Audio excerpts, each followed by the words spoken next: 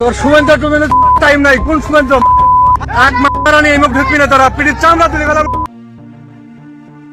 ওপার বাংলা থেকে ভেসে এলো এমন এক হুঙ্কার, যা শুনে এক লহমায় থমকে গেছে দিল্লির রাজনীতির অলিন্দ।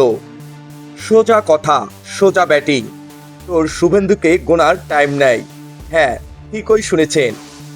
বর্ডারে দাঁড়িয়ে বিজিবি বা বর্ডার গার্ড বাংলাদেশ সাফ জানিয়ে দিল শুভেন্দু অধিকারী কি বললেন আর কি হুমকি দিলেন তা নিয়ে বিন্দু মাত্র মাথা ঘামানোর সময় নেই তাদের।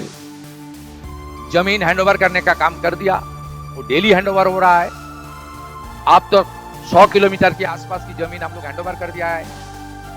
গত কয়েকদিন ধরেই ওপার বাংলার সীমান্ত পরিস্থিতি এবং অভ্যন্তরীণ রাজনীতি নিয়ে একের পর এক বিস্ফোরক বয়ান দিচ্ছিলেন পশ্চিমবঙ্গের বিরোধী দলনেতা শুভেন্দু অধিকারী। দিল্লিকে হস্তক্ষেপ করার দাবি থেকে শুরু করে সীমান্ত স্তব্ধ করার মতো হুঁশিয়ারিও শোনা যাচ্ছিল তার গলায়।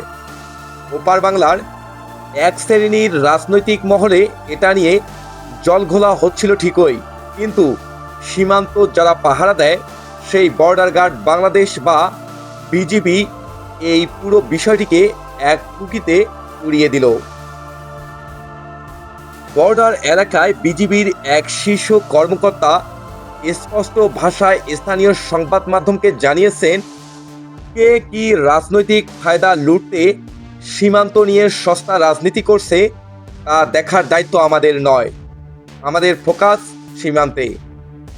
শুভেন্দু অধিকারীকে গোনার বা তার কথায় কান দেওয়ার মতো বাড়তি সময় আমাদের হাতে নেই। বিজিবির এই পাল্টা হুঙ্কার কি দুই দেশের কূটনৈতিক সম্পর্কে নতুন কোনো মোড় আনবে? শুভেন্দু অধিকারী কি এরপর আরও আক্রমণাত্মক হবেন? আপনাদের কি মনে হয়? কমেন্ট সেকশনে আপনাদের মতামত অবশ্যই জানান। রাজনীতি থেকে সীমান্ত সব ক্ষণিকের ব্রেকিং নিউজ সবার আগে পেতে এখনই সাবস্ক্রাইব করুন ডেইলি টিভি 24।